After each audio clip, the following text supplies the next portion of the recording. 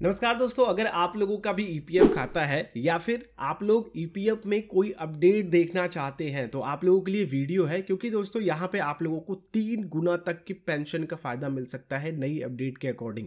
ये वीडियो इसलिए बना रहा हूँ दोस्तों क्योंकि अभी बहुत से लोगों को कन्फ्यूजन है, बहुत से लोगों ने मैसेज किया, ईमेल डाला कि अगर हम ईपीएफ को सब्सक्राइब करते हैं, जो ईपीएस में आप लोगों को पेंशन जनरेट होगी आपके रिटायरमेंट पे, वो किस तरीके से कैलकुलेट होती है। और हम लोग नए अपडेट के अकॉर्डिंग या फिर नया जो अपडेट आया है, सर्कुलर आया है, उसको अगर हम लोग सब्सक्राइब करते हैं, उसको अपने ईपीएफ खाते में लागू करते हैं तो कितनी पेंशन हमें मिलेगी, इसमें आप लोगों को पूरा कैलकुलेटेड चीजें बताऊंगा और आप लोगों को फॉर्मूला भी बताऊंगा जिससे कि आप लोग अपने रिटायरमेंट एज के अकॉर्डिंग इसको कैलकुलेट कर सकते हैं।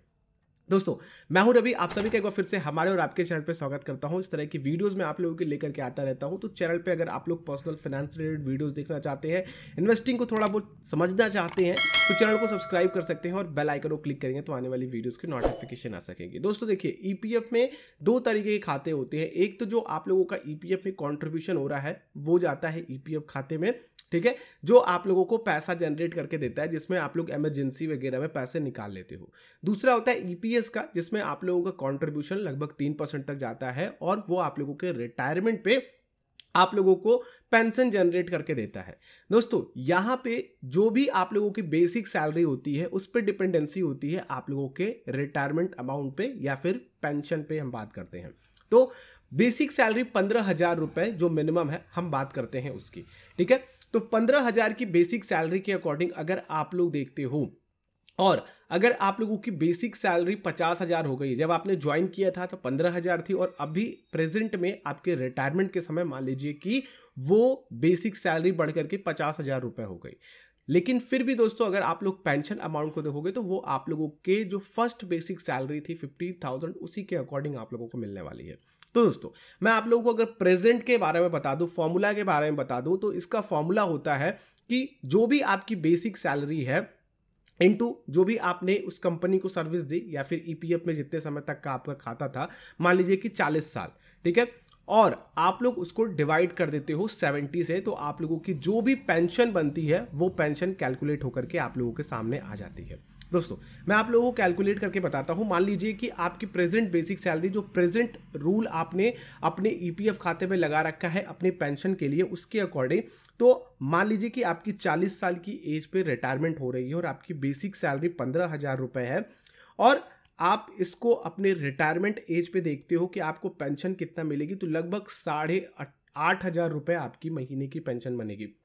वहीं पे दोस्तों, नए नियम को अगर आप अपने ईपीएफ में लागू करते हो और आपकी पेंशन उसके अकॉर्डिंग जनरेट होती है और आपकी जो प्रेजेंट बेसिक सैलरी है वो है 50,000 रुपए, तो प्रेजेंट बेसिक सैलरी को ध्यान में रख करके आपकी रिटायरमेंट एज 40 इंटू आपकी जो बेसिक सैलरी है 50,000 रुपए, वो, ठीक है, डिवाइडेड बाई 70, तो इसमें आप लोगों का लगभग 28,500 रुपए की मंथली पेंशन मिलेगी।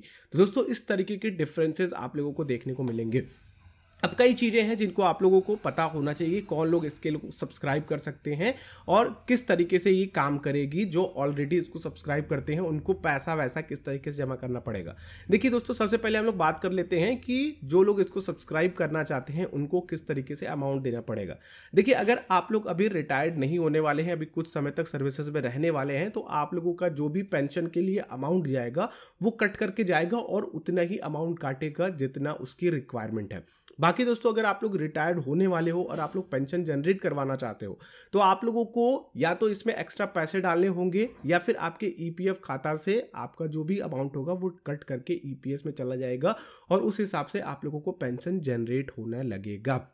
मुद्दा मामला यही है दोस्तों कि कुल मिलाकर के आप लोगों से पैसा तो लिया जाएगा ऐसे ना वैसे, और आप लोगों की जो बेसिक सैलरी फर्स्ट से थी उसको छोड़ करके आप लोगों की प्रेजेंट बेसिक सैलरी से आप लोगों का अमाउंट कैलकुलेट किया जाएगा और आप लोगों को पेंशन जनरेट करके दिया जाएगा।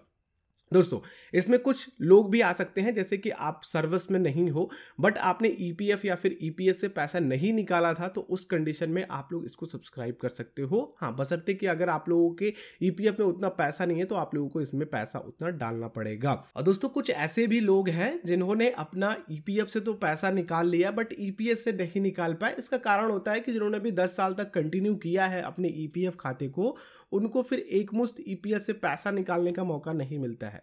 तो उस कंडीशन में वो भी इस नए स्कीम का फ़ायदा लेकर के अपनी पेंशन को आगे बढ़ा सकते हैं। आई थिंक दोस्तों आप लोगों को पूरा रूल समझ में आ गया है किस तरीके से इस नए अपडेट को आप लोग ले सकते हैं और किस तरीके से कैलकुलेशन होता है आप लोगों के पेंशन की। उम्मीद करता हूं दोस्तों कि आप लोगों के सारे कंफ्यूजन क्लियर हो गए होंगे। फिर भी कोई कंफ्यूजन रह जाता है तो कमेंट करना ना भूलें। बाकी आप लोगों को वीडियो कैसी लगी नीचे कमेंट बता सकते हैं, और अच्छी लगी हो तो लाइक भी जरूर कीजिएगा। हेल्पफुल आप लोगों के लिए है तो दूसरों के साथ भी शेयर कीजिए, अपने पेरेंट्स के साथ, अपने कॉलीग के साथ जिनको चीज़ें नहीं समझ में आई हो या फिर दोस्तों उनको आप समझाना चाहते हो। बाकी दोस्तों चैनल पे नए हैं सब्सक्राइब करना ना भूलें और बेल आइकन को क्लिक करेंगे तो आने वाली इस तरह की वीडियोस की नोटिफिकेशन आप लोगों तक आ सकेंगी। हम लोग नेक्स्ट वीडियो मिलते हैं। आप लोगों का दिन शुभ हो। जय हिंद।